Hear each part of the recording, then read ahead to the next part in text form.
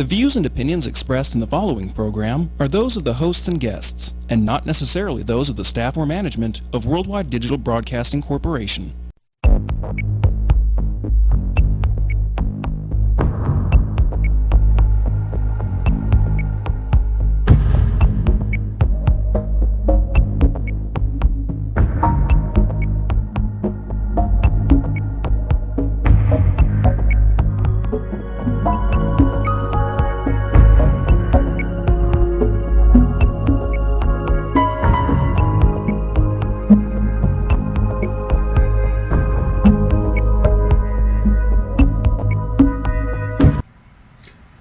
Hi, and welcome to Consciously Rising. I'm Jeff Renel, and today's show we're going to talk with Jamillah Ali-Rahman and Brandon Wiegand.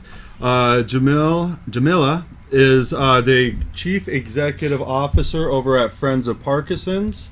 How are you doing today? I am fabulous today.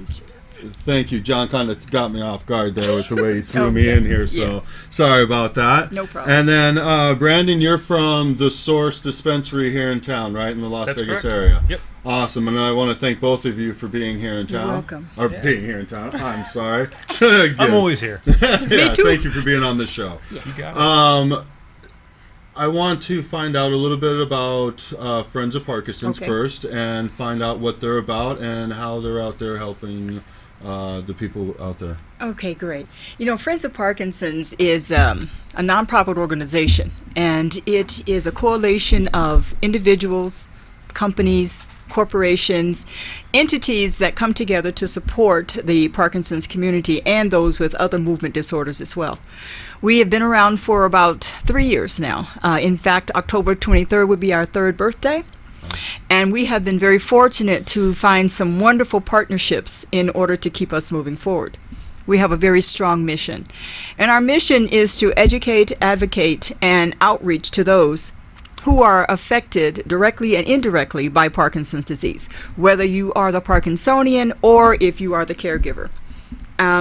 We are excited to be here simply because it's always good to have a voice in the community. And so when we are on TV and we can reach out to others and let them know our story, people tend to engage more. And with the population of Parkinson's here in Southern Nevada, it's growing. We have approximately between 20 and 30,000 people here with Parkinson's disease. We're the only nonprofit, to my knowledge, in the entire state of Nevada that focuses on Parkinson's disease. That's local to the state of Nevada. So we like having a voice where we can talk directly to the people, so we can say, we need your help. The work is there and it needs to be done. Parkinson's, I don't know if people are really aware exactly what Parkinson's it is. It's a degenerative neurological disorder that is progressive. And when you see a Parkinson's patient today, it is as good as it's ever going to be for them today.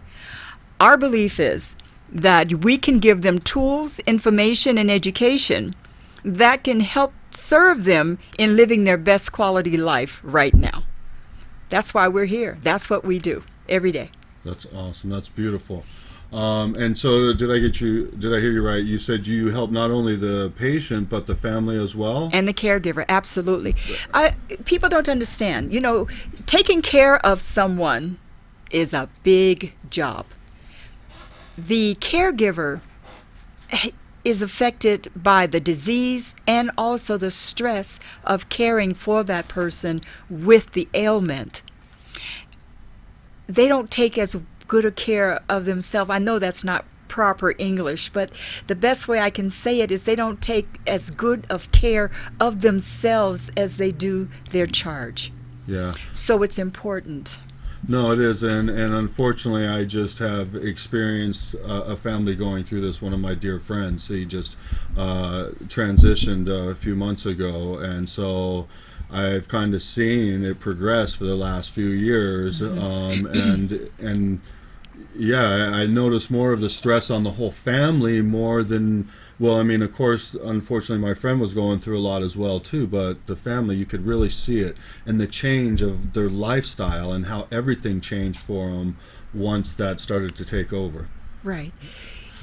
One of the things I always encourage people to do when they're faced with something challenging, especially a chronic illness, is find your new normal.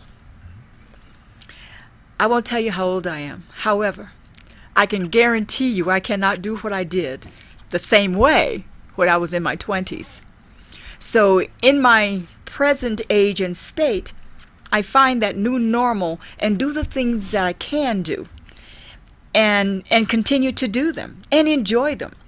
No, I can't run a marathon. I don't intend to, but I can run. I can't walk 20 miles, but I can walk 2 miles. So you find that new place where you're good and comfortable and work there, and that's where you start. And then there's improvement. One of the things about Parkinson's, though, is exercise. And exercising in Parkinson's, studies show, will reduce symptoms 30%. Movement. Wow. Just movement, exercising, getting out there, walking, hiking, riding your bike, doing whatever. Dancing is incredibly good for you. Boxing is one of the best things too. So if you are looking to feel bad about what you can't do, look at what you can do and do that to the best of your ability. That's awesome. That's beautiful, and that's the way you should live your life, regardless of what yes, any it's challenge true. that you have. That's the way you should be looking at it. But I do love that because, enjoy what you have and not what you're missing. Because then we really miss out on what we have that's enjoyable at the moment. You've heard people say, "God, I can't do that anymore. I can't bend over and tie my shoe." Well, get loafers. So what? Get loafers. And you have to adjust. When you were 20, you could stay up all night, get up, take a shower, go to work. Yeah. When you're 60, it's not going to happen. I think that stops long before we reach 60, that's for sure. Yes, it does. So I can see how passionate you are about what you do. Yeah. So I am curious, what drives you to do what you do? How did you get with Friends of Parkinson's, and why are you doing what you do? Because it takes special people to do this type of work and to be driven to do this. And we do work in the same building together, so I see you there day after day working long hours all the time. What does drive you? Well, I'll tell you a story, and it's a continual story.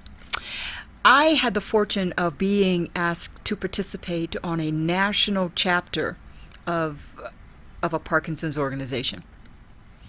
And one of the things that frustrated me, and it's a great organization, don't get me wrong, but the mission did not suit the needs, in my opinion, of the people here. We did not have the services. We didn't have the outreach. The people were not being touched. And so I felt that it's important that we kind of touch people. In our electronic age, we are so busy to email or text or something, but we don't touch. And I have found that through working with Parkinson's people, there's something really special about the human connection. Yeah. I have a friend who I didn't even know had Parkinson's disease. And after I had been involved with the organization, I found that she was, and it was only by accident because someone asked me to go by and check on her. And she was in a Parkinson's state. She was, her medication was off. And there's something like the on-off time, and she was in an off time. And she was curled up into like a little ball. Is that what you would call a freeze? Is that what that is? Yeah, and she couldn't move. And so I had to fight to get her medication in her so that she could, sorry. It's okay. Anyway, I got her the medication, and within a short period of time, she was okay. And it was like, there's got to be something better than this. There has to be a better way for the people to have the education that they need to make the kinds of choices that they need to make about their health. It's really, really important. Yeah. And it's more than just medication. It's the whole person, Medications help tremendously, but it's the whole person that needs to be looked at. Yeah, and that's one of the reasons why I'm doing this show, is to help people understand the different avenues of healing and how to be preventative and not wait till the last minute to try to release something that got a hold of us, because once it has a hold of us, it sometimes can make it even worse. Yeah.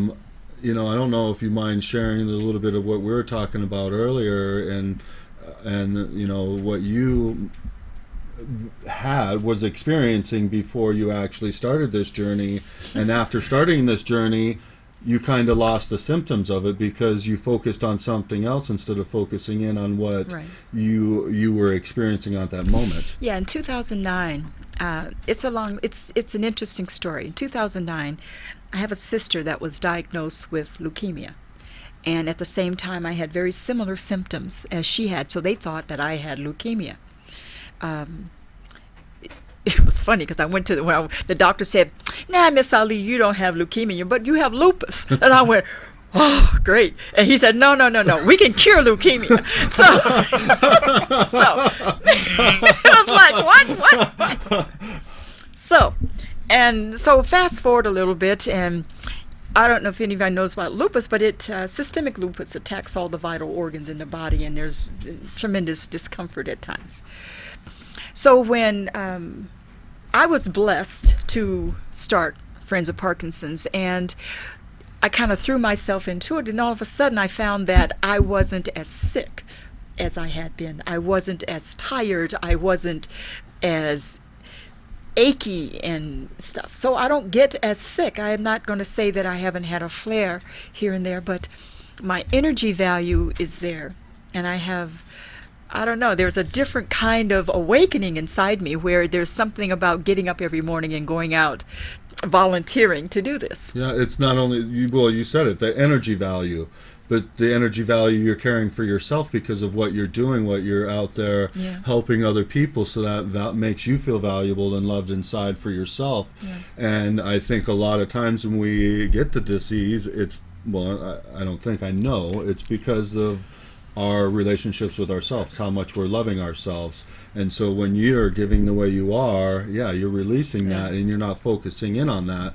And I think that's a beautiful thing, because unfortunately, and this is where we got to the subject, is we're talking about how when somebody finds out that they are carrying a disease or a disorder or something, that all of a sudden that becomes their label and they're focused on it. And sometimes just focusing that energy on it and realizing, hey, I'm a cancer person now, or I have Parkinson's, or whatever it might be, that becomes their new identity. And so it's harder to get that person out of that energy. I know I work on the emotional level, and that's what we're trained to do, get them out of that energy as fast as possible and start getting them thinking about something else, just like you were able to do naturally, which is beautiful. And so I just want to bring that up, because I think that's such a beautiful story, and it's a beautiful thing to focus on, because we can't label ourselves as that disease. It's just what we're experiencing, and that's why I tried to bring it up the way I did and not say it was this or that, because it's just the experience we're choosing to go through at that time. And that's what everything is in life, is just the experience we're going through, and it's how we choose to experience that, in which you're teaching your clients through Friends of Parkinson, which is amazing as well too. So that's awesome. We love what we do. We love what we do. And we always think in terms of just helping one. Just one. And if I can help one person today, I change the world tomorrow. And to me, that is the most incredible feeling that I think I've ever had in life. Yeah, and I think you're doing more, and I know you're doing more than just one, because I've actually been privileged to be at a couple of the events that you've had, and I've sat there and talked to a few of your clients and stuff, and they actually were in great spirits. They're beautiful people. It was really inspiring to see, so thank you for all the good hard work that you do. You're welcome so much. Awesome. Well, we're going to quickly take a commercial break, and then we will be right back. Thank you.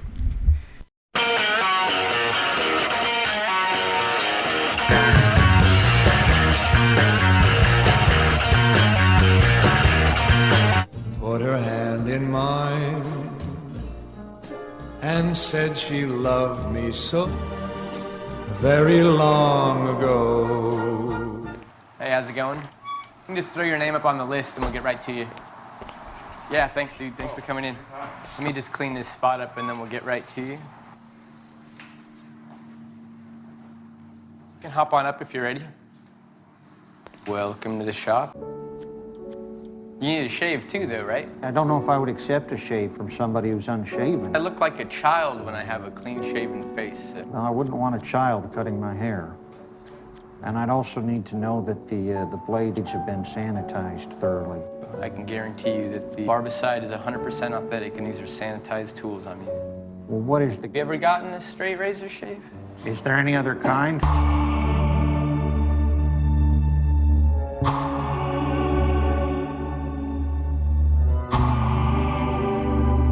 This stuff smells like Irish Spring. Brings me back to childhood. Did you grow up in a chemical plant? Hurry up.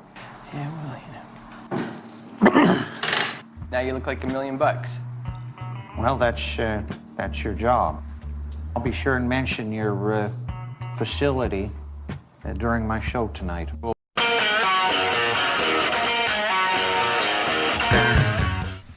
Hi, you're back to Consciously Rising. I am Jeff Renel, and we're here talking with Jamillah and Brandon. Let's talk a little bit now about what we brought you here for as well too, and that is the benefits that we're finding out that medical marijuana has for Parkinson's patients, and of course we're going to expand a little bit on all of it, because it has amazing healing properties that is spilling over to not only Parkinson's but many other things, and just normal things as well too. Migraines and headaches as well too.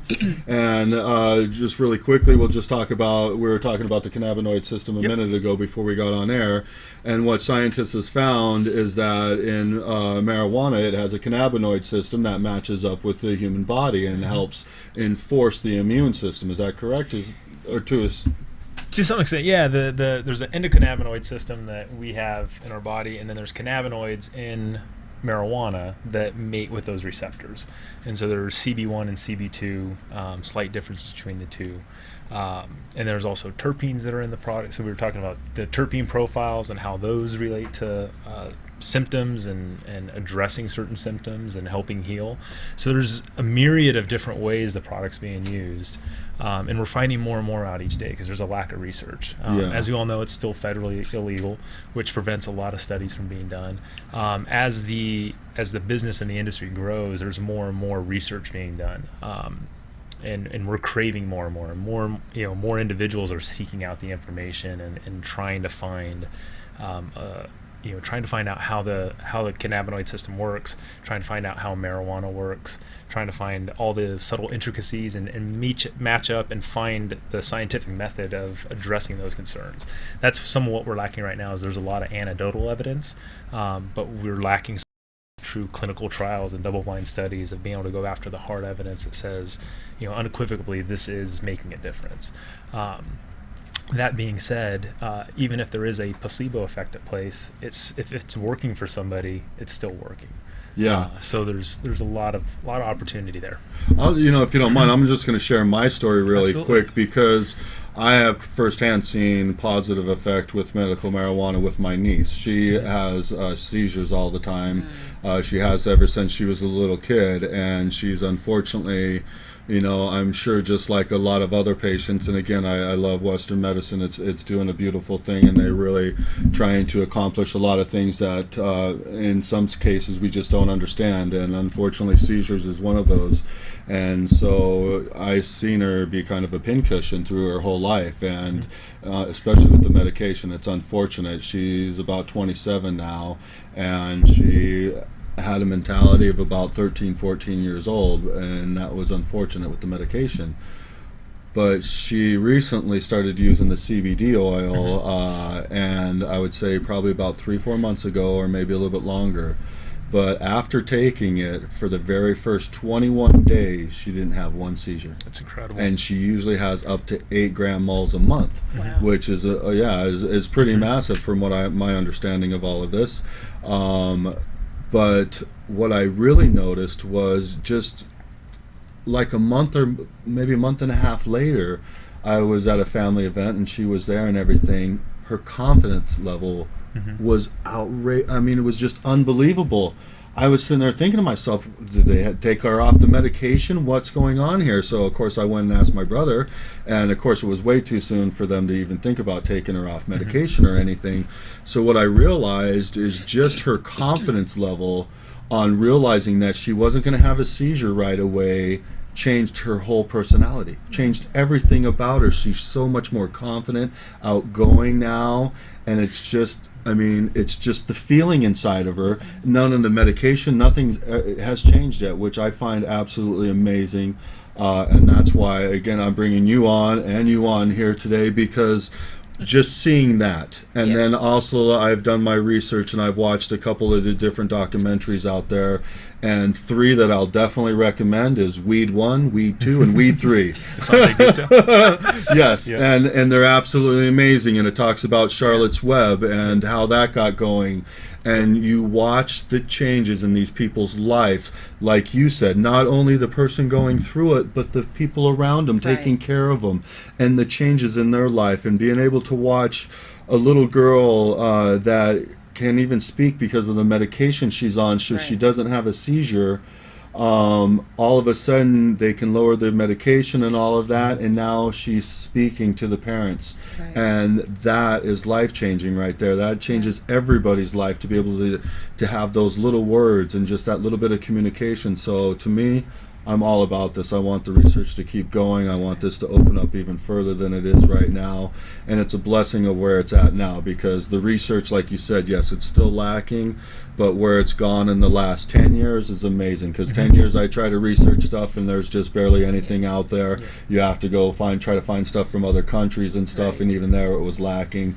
Now we're getting a lot of stuff, but just my experience of what I've seen in my niece is absolutely amazing. So that's why I'm very encouraged to see the signs, and encourage people to, you know, to just look into different avenues. I don't want to steer anybody away from anything that they're doing, but just look into different avenues, because we have to learn to heal from inside as well too. And so whatever aspect you can find. I can address a little bit on the Parkinson's community side. We have several members that use cannabis. There's several things. When you have a tremor, and you are in what's called off time, where you have your tremors are most pronounced, you can't keep your weight up because your body's constantly moving, because you have this constant exercise activity. So several of them are using cannabis to stimulate appetite, and then the same ones use it to sleep. And they swear by it, and their caregivers absolutely swear by it, because now they can sleep because they're not up all night. And you can see it. You talk about the benefit. You know, if I don't care what you have, if you're not sleeping and you're not getting enough sleep, you decline so very quickly. So the caregivers and the other one, both of them, patients, and so you can see the change in him and in the caregiver as well, because it's phenomenal, the difference. Like you said, the personality, he's gregarious, he's outgoing. Yeah, well, and that's it too. Once you start to lose aspects of yourself, you decline a lot too mentally. So to be able to give part of you back in some aspect, you know, is so uplifting when you're going through a challenge like that. Right. Yeah. I'm sure you've seen the video on YouTube, and I didn't get I should have wrote the guy's name down. Larry's Run, if I recall. What's his name? Larry's Run. Where he's shaking really bad, and then he comes back. Within 4 minutes of taking, within 4 minutes of taking an oil, you see him settle down, come back, and actually is able to function. Yeah, okay, it might have been a different guy, because he didn't actually show his process. Oh, really? But he said he waited 20 to 30 minutes, and when the video came back, he was nice and relaxed. He wasn't, and he was shaking really, really bad. Right. So I mean, I couldn't even imagine that alone. So to be able to calm down the shaking and improve your quality of a life that way, I mean, it's amazing. Yeah. It is amazing. And truthfully, marijuana itself was in every medical bag before the 1900s anyhow, before it got illegal.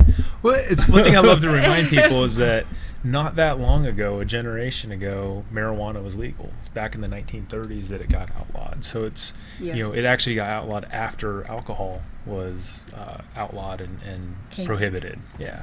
Wow. And it's interesting, too, when I talk to people, a lot of individuals say, oh, I'm a recreational user. And then you start to dig a little bit deeper and peel back the layers and say, well, why are you using? Well, I have a hard time relaxing, or I have a hard time sleeping, or I have these headaches that I can't get rid of. Those are all medical conditions. Those are all medical reasons to be using. There's a lot more people, I think, that are using or choosing to self-medicate through cannabis that believe they're retail patients, when in reality is they're doing it for medical or health benefits. So let me ask you this, since you brought up that, then. Is there a benefit if you are a patient to have a medical card to be in recreational? I mean, I know there's a difference in the taxes, but is there really much of a difference there? Does it benefit somebody to go get a card? I believe it does. There's advantages to being a medical patient. One of those, as you mentioned, are taxes. There's a 10% excise tax that is put on for a retail patient. As well, we've been working and lobbying legislatively to try to get sales tax removed. If you're not paying sales tax at the pharmacy, why are you paying sales tax on your medical marijuana? Additionally, there's higher possession limits. You'll find that as medical patients, they typically require stronger doses. They build up a tolerance over time, like we all do to any medication. And so they have higher possession limits. So as a medical patient, you'll benefit from that. But when it comes down to the products that you're purchasing, there's literally no difference. We grow them side by side, and we started off medical, so the quality of the product and the rigorous testing standards that the state has implemented exist for retail or medical. And we've seen, and interesting enough, with retail taking off, I've seen a lot more customers, we call them on the retail side, coming in looking for the health benefits, not looking for a recreational use. They're looking, and people are coming and going, I've heard about CBD, I've been wanting to try it, I've not wanted to go to the illegal market. Now that it's recreational, I want to see if this works for me. I have back pain, I have these issues, I have spasms. There's a myriad of issues that cannabis is known to work for, and people are seeking that treatment out. They're looking for options that are not the traditional methods. There's an opioid epidemic in our country, and there's individuals that come in telling me, I'm addicted to my opioids, I want to get off of it, and I've heard CBD will help. I don't believe there's a single bad thing about that. No, I agree. The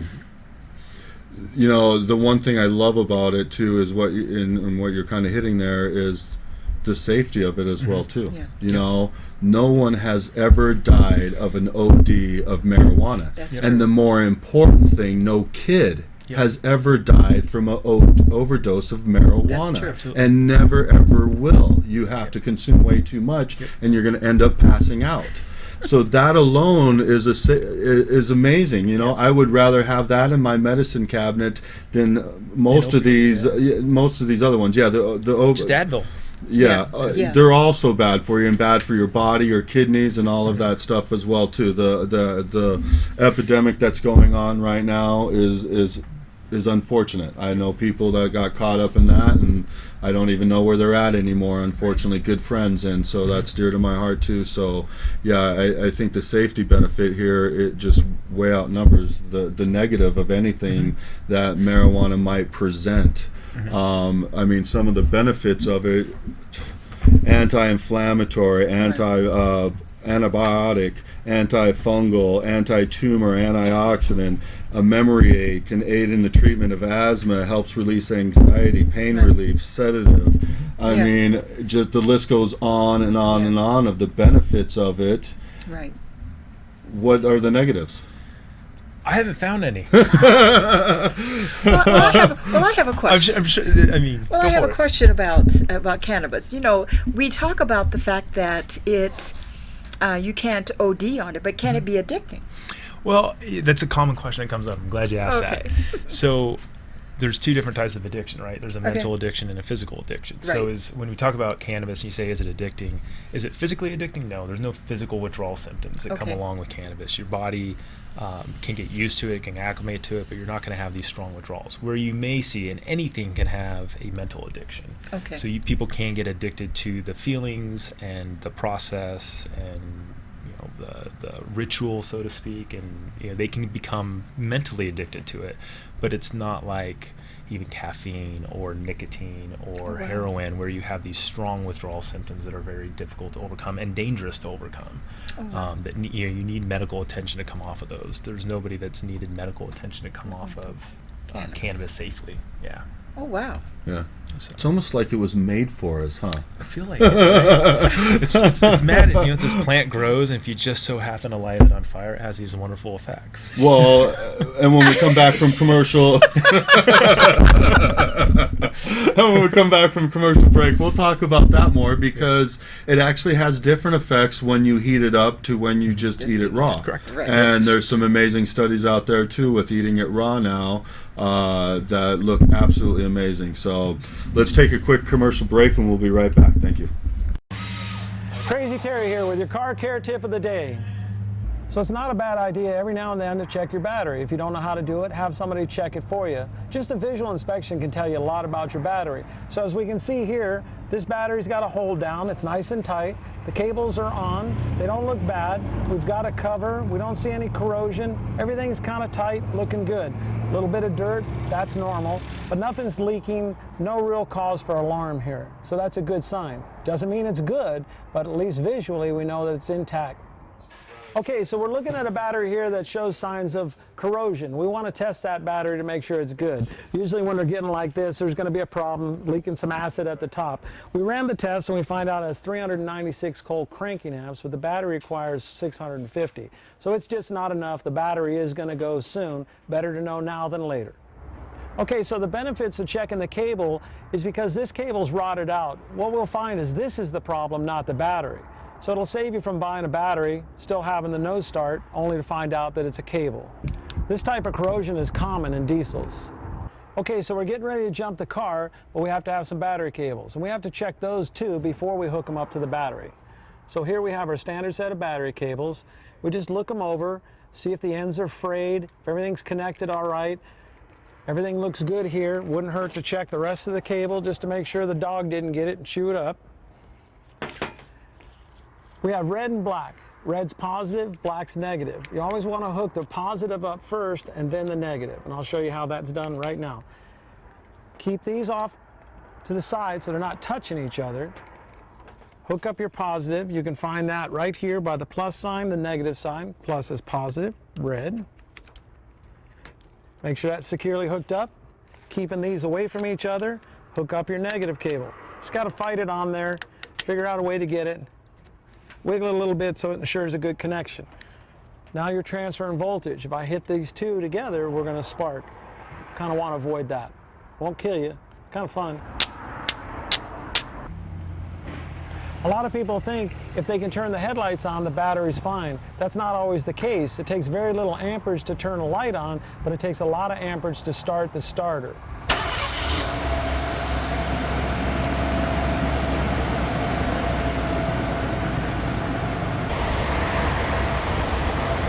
I recommend checking the charging system every oil change. At Sun Valley Automotive, there's never a charge for that. This is Crazy Terry with your car care tip of the day. Welcome back to Consciously Rising. All right, let's get into a little bit more about how marijuana can help out the Parkinson's patients. And if you don't mind, we briefly talked about it, and then I think we kind of got away, but what are some of the positive signs that you've seen with some of your patients with the use of this? Because I know we're not medical doctors here, so us giving exact advice and stuff on some of this wouldn't be possible, but we've seen positive effects, and so that is a huge thing as well too, because if it's affecting us and we can see it, then it's actually happening. So what things have you seen? The things that I've seen entail the calming effect. They seem very calm, and the rigidity, how they're more, the personality comes out. I don't know if that makes sense or not to some, but I find that they also have the ability where they're not as dependent, so to speak, on some of the drugs that they take. You know, one of the problems with Parkinson's is depression. It's a major problem. And it's twofold. Maybe it's the medication, or maybe it's just the disease itself. But depression is a big deal. And so I have found that through some of the conversations I've had with some of our members, is that it helps with their depression. They seem to come out more, their personality, which is a big deal, because if you're depressed, what do? You cocoon, you stay home, you don't socialize, and without socialization, you decline. Yeah. And so it's like that touching, as we were talking about in the very beginning. You have to touch, you have to have the human touch. But more than that, it kind of, with sleep, I think the biggest difference I have noticed with most of our members has been their excitement about having a good night's sleep. And I don't know if that makes sense to anybody, but if you've ever had insomnia, I have not, but if you've ever had insomnia, a good night's sleep is like ambrosia. I mean, it's like a whole new world for them. And to sleep 6 straight hours is like a big deal. And, so the recovery, the body needs sleep in order to recover and to heal and to mend itself. And so it's exciting to see them take the little baby steps so they can move toward their healing. And it is exciting. I mean, when I watched those 3 documentaries, and I watched them one after another, it was exciting to see the changes in these these families, and it was the quality of life, the changing in that was just amazing. So I can see your excitement in it, and you're passionate about what you do, which is awesome. I love that. So some of the effects that you see with the Parkinson's, you were just explaining while we're on break a little bit. Can you talk a little bit about some of the things that you, because I know you're not a medical doctor, but some of the things you feel is helping, and what aspects you can look for in the medical marijuana? Because we were talking about the terpenes, and the terpenes definitely have healing aspects to it, and so do the CBDs, the THC, CBD, all of that. So absolutely. So I'll start. One of the advantages of having a regulated marijuana market, medical marijuana or otherwise, specifically the state of Nevada, is we have really rigorous testing standards.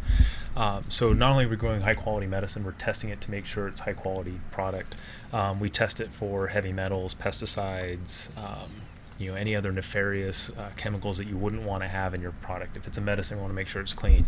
But beyond that, it goes through and tests the profile of the product or the cannabis. And so when we talk about testing the profile, it's giving you percentages of cannabinoids and percentages of terpenes. And what's been really interesting is, as this testing has come out, there's, again, a lot of anecdotal evidence and also some actually rigorous research being done about how do these terpenes affect or guide the effects of the medicine. It's why you can talk to somebody and say, oh, I smoked this strain and it made me very paranoid, but I smoked a different strain and it put me to sleep, or I had no paranoia. You can have these very different effects from the same cannabis plant, and there's different strains, and again, within those strains there's different cannabinoids and different terpenes. And so one of the things we advise our patients on it is a little bit of a path of self-discovery. So individual results vary. Just because this strain worked for this patient doesn't necessarily mean it'll work for you, but you can start to find little clues and markers that'll indicate what is working, what isn't working. And we always guide our patients to look at those test results. They're not there for the state, they are there for the patients to fully understand what's in the medicine and what is helping them seek the relief find the relief they're seeking. And through that, a lot of times it's terpenes. Terpenes are what gives it the smell and the taste, and then it's also the cannabinoids. And there's they call it the entourage effect, where they work synergistically. The cannabinoids are somewhat guided by what the terpenes tell and how the body interprets it and brings it in, and again relates to the effects that you're receiving. And so we guide our patients to start to pay attention to what are those terpenes, what are the most prominent profiles, what are the ones that are out of the realm of normal. So myrcene's an example of one that is a lot of opioid patients look for. It's high in pain relief and pain management, anti-inflammatory. It's very relaxing. It also helps temper the paranoia that some people get from the product. Yeah. And so we start to talk to them about, look for those terpenes, find a certain strain, go down the path of like what's worked for other people with your same symptoms, but when you find a strain that works for you, go back and look at those test results and start to find, what are the highest cannabinoids, what are the highest terpenes, and then when you go back to the dispensary, you can talk intelligently to a patient advisor or individual at the dispensary and say, what I'm looking for is a strain that's high in these qualities. It's high in myrcene, it's high in limonene, it has a high CBD, or it has a ratio of 2 parts THC to 1 part CBD. That seems to work for me. As much as I'd love to have somebody come in and just say, here's my condition, and I know this person takes this, and I want to just hand them over a product, unfortunately it doesn't work that way right now. And so we have to go through these little, like I said, little markers, little clues that start to point out and say, this terpene seems to be the one that's prominent, that keeps showing up on my products, and so I'm going to seek that out. That's, to me, the most fascinating side, and I think where the most research can be done. It's something I'm passionate about and very interested in. We have a lot of data, and one of the things that's exciting me is trying to figure out how do we interpret this data, and how do I relate it to our patients so that they can utilize the information that we have. It's fascinating. So I have a question. So if someone comes in and they are a Parkinsonian, and they say to you, I'm having a really tough time sleeping, and I find that I'm always cramping at night, and I have restless leg syndrome. Can you, based on those symptoms, find a strain that will work for them? Potentially. I wouldn't say I'd find a strain that's going to work for them, but I can start them down the path of let's try these products, and I could say I don't know which one's going to work, and I may not know exactly what profile is going to work for you, because again, part of the challenge of this is that it's our own endocannabinoid system, and so our body takes it in a certain way. And that's one of the challenges of guiding patients on here's what works or doesn't work. So we can only go off of clues. I can say this seems to work for those conditions, and these terpenes seem to help with these conditions, but we're going to need to do a little bit of testing. So it's not totally isolated. So you might actually be able to help him guide that in a better way too, because with your access to these patients, find out what brands they're using and what seems to benefit them, so we could take a look into it and say, here, there's certain these certain terpenes show up in all the different ones that they're using, this different cannabinoid or something like that. I actually was thinking of trying to do the same thing and starting to go to different patients and finding out what is benefiting them or what they find is benefiting them, so I could take a look and see what terpenes are in where, what CBDs, different things like that, to try to get an idea, because there's so many benefits out there, and to start to be able to narrow it down would be a wonderful thing. But I think, again, if you just understand the difference in the terpenes and the difference in the cannabinoids, and then you go there, almost like looking at your Colts package there, you could be going, okay, well, I have this symptom and this symptom right now, so I think this terpene with this cannabinoid would be perfect, so let me grab this one for today. And I think that's what it's going to come down to, because it seems like a specialty for each one. It's an herb, it's it's medicine for the body, food for the body, so it's a beautiful thing how everything's turning out. Well, and you hit the nail on the head. That's something that we're passionate about at the Source, where our patient advisors are constantly, and I like being a local, kind of more of a local geared dispensary, because we see our patients on a regular basis, and we have for several years now. And it's our patient advisors are passionate about it because they want to provide a product, and then they seek that feedback when they see them again. It's, how did that work? Did it work okay? Was it different? Did the last one work better? So that's one of the things, again, as a company we're very passionate about, but also our own team members are actively out there seeking that information to try to parlay it back out to the next patient that comes in. Yeah, and I like the Source. The Source is a great place. I've been to a few of them, and your employees are very educated. And if they don't know it, they've gone and got answers for me before too, and so I can sit there and talk to them for a while, and not only get a little bit of education from them too on certain things. So I like it. The Source is definitely a great place. You guys got great product and a great selection as well too. Really quick, let's just talk a little bit about the different ways of consuming it, because I've heard a lot of people tell the newbies to go, oh no, try edibles and stuff, and edibles are great in ways, but if you accidentally consume too many, you could really have the worst effect with marijuana that you possibly could, because it's easier to have that OD effect with the Right. edibles than anything else. Anything else, you're going to probably fall asleep first. Yep. So how would you recommend somebody Right. new coming into your store? All right, let me ask you this really quick too, because I want you to be able to hit on your story a little bit. If I was a new patient and I came in, and what would I expect from coming into your store? How would I go about? Well, you'd be welcomed by a greeter. You'd be checked into the dispensary. As a medical patient, if you have a medical card, we'd look at your medical card, check with the state system, make sure it's still active, and then allow you back into the sales floor area or the showroom floor. And from there, one of our patient advisors would more than likely interact with you and talk to you about what are you here for, what brought you in today. If we know you already, we're going to say, hey Jeff, how have you been? How did the product work last time? Anything new we can get for you? But from there, it starts the consult, which is really just asking you questions about what brought you in today. What brought you to our store? What are you seeking? And how can we help you find it? And from there, the conversation can go in a myriad of different directions. So I'd start there as, what brought you into the source today? Awesome. So then from that point, then let's go into the next question, which we asked previous to that, is then how do I get started? What is the best way for me to start to get started into experimenting with this type of product? So again, individual results vary there as well. So it depends on what your ailment is, what you're seeking, what product you're looking for.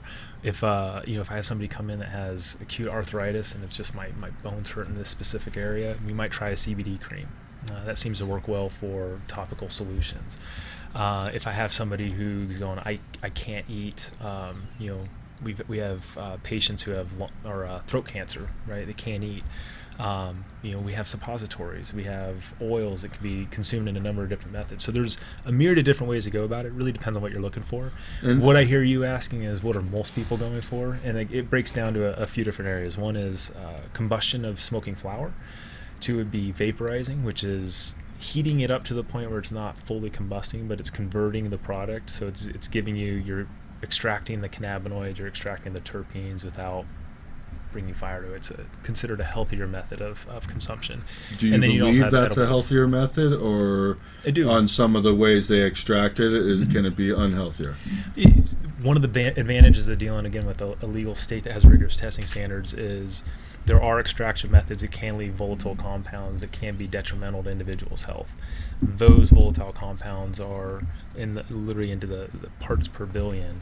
If you look at like BHO, which would be a butane extraction. There's also supercritical CO2 extractions where it's using CO2 and just pressure and extracting the method that way. That's considered a healthier version. But I think in general, if you're buying a product from a licensed dispenser, you're buying something that's clean, safe, and healthy. We have more rigorous testing than even organic food. Really? Yeah, and I'm just wondering because I see, it's almost like every week they have a new method of doing something, and it's like, well, how did they figure this out? And then you hear how they're doing it, it's like, wow, is that really safe?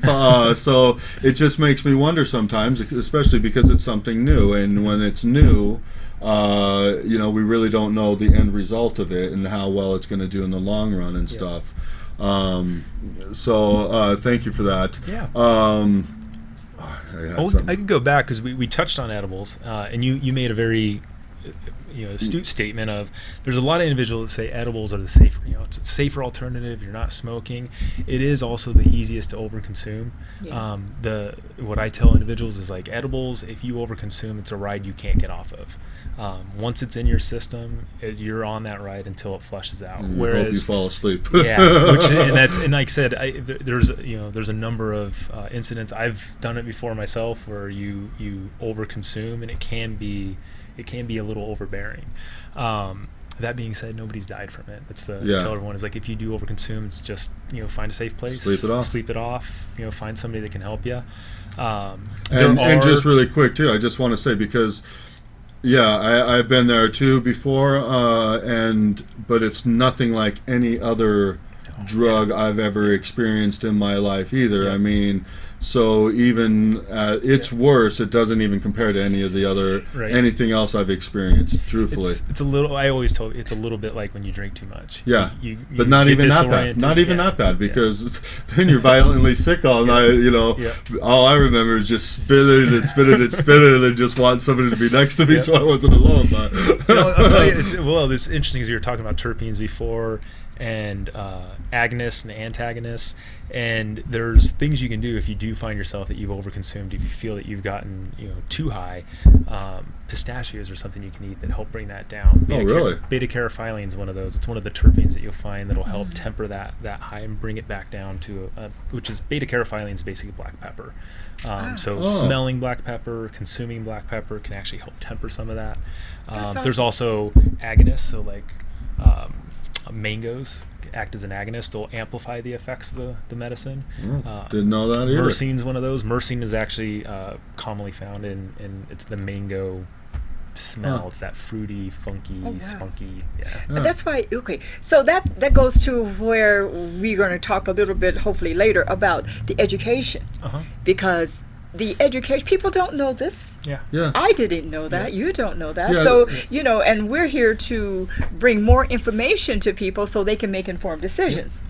And so the education of what cannabis is, what it can do for you, and what it is not, and even some of the myths that come out about cannabis. It's important that we educate the community about the benefits, and also even some of the challenges we have with it as well. Unfortunately, the hour already went by so fast. So we do want to. Hopefully we can have both of you on again so we can educate more, because you're right, there is so much more. I want both of you to have a time to speak about the Source and Friends of Parkinson's and some of the great events you have coming up here. So I'm going to give this last 5 minutes to you guys, but if you can, just really quick, I mean, there's amazing other things, because yes, it's not just consuming it by smoking it or vape or edibles. There's the oils too, which are even more potent, or they're the same potency, but can be just as effective, and you don't have to smoke it and do anything like that as well too. And the salves, I know people that are having great results with the salves. So let me really quick, you go ahead and tell about the Source, go ahead and plug it, give the contact information, whatever you want, and then we'll let you finish it off with some of the stuff you're doing as well too. Absolutely. Well, the Source is 2 dispensaries in Las Vegas. We have one in Las Vegas proper, which is off of Rainbow and Sahara at 2550 South Rainbow Boulevard. And we have another dispensary in Henderson, which right now is medical only, but in October, I think mid-October, October 18th, I believe is the date we've been told, we will flip over to retail and medical sales as well. That's off of Eastern and Serene. And we'd love for anybody to come down. We're doing an event with Friends of Parkinson's next Friday and Saturday. We're taking a percentage of proceeds that will be donated to Friends of Parkinson's. We've done an event with you before, longtime friends and partners, and love having you around. So. Yes. We like being around. We do. And you got a website or anything that? Website, thesourcenv.com. You can find us on Facebook, Instagram, all the socials at The Source Nevada. Yeah, and then just really quick, Leafly is a good way to find you guys as well too, and it has a lot of good information in there too. Absolutely. So I'm just going to quickly plug Leafly. Perfect. There you go. And do you want to go ahead? Let's. You got some fun events coming up that I'm really excited about. So. Okay. Aside from the wonderful event that the Source is doing for us next week, we also have the All Shook Up Sock Hop, which is coming up October. Again, it doesn't seem like yesterday. It's the All Shook Up Sock Hop and Benefit Rally, and we have antique cars. You get to come out in your 50s garb, your poodle skirts, awesome, and stuff. It's a wonderful time. That's October 7th, and it's going to be held this year at the Elks Lodge, 4100 West Charleston. And the benefit rally is going to be in the morning from 10 to 3, and then we have the sock hop that night from 5 to 8. We also have on October 18th, we have a Parkinson education series that we're doing. On the 18th, we have the Cannabis Education Series is starting, and we're hoping to make sure that all of you come out. It's going to be held at Touro University in Henderson, and you can go to our website and see that. It's www.friendsofparkinsons.org. Please stop by our office and see us. We have tons of things going on, and we can't tell them all in a short time, but please stop by our office, 2400 North Tenaya, Suite 115. We're Really looking forward quick, to see I you. think we got just enough time to mention one more. Did you mention the Las Vegas Tremblers? Oh, the Las Vegas Tremblers, which is our singing group. We have one of the singers from the Platters. He is going to be helping us develop the voices of the Las Vegas Tremblers. So we're asking all of those Parkinsonians who can sing and those who can't sing, just come out and be a part with us. So, with that said, it's going to be a wonderful time, and it's so good to be a part of this community, and we invite each of you to be also a part. Come out and join us, and be a friend of Parkinson's. Yes. Thank you so much for both of you for being here. Yes. I'm really blessed to have you here today, and thank you for all the knowledge and wisdom that you brought us. I would definitely love to have you guys on again because, yes, it just wasn't enough time, and there's so much more we can cover because there's so much more on this. Do you have classes at the sources at all for people to get educated? We do. The third Saturday of every month from 11:30 to 1, we have Dr. Trout come out and join us. Dr. Trout has a wealth of knowledge. Any medical question you have, he'll be able to give you a doctor's advice and guidance on. I think you've attended that as well. I've attended several, yes. Yeah. Awesome. He's truly a fountain of knowledge. Yes, and he's spoken at our medical symposia, so it's great. Beautiful. All right, awesome. Thank you for listening. We'll be back next week. Have a great week.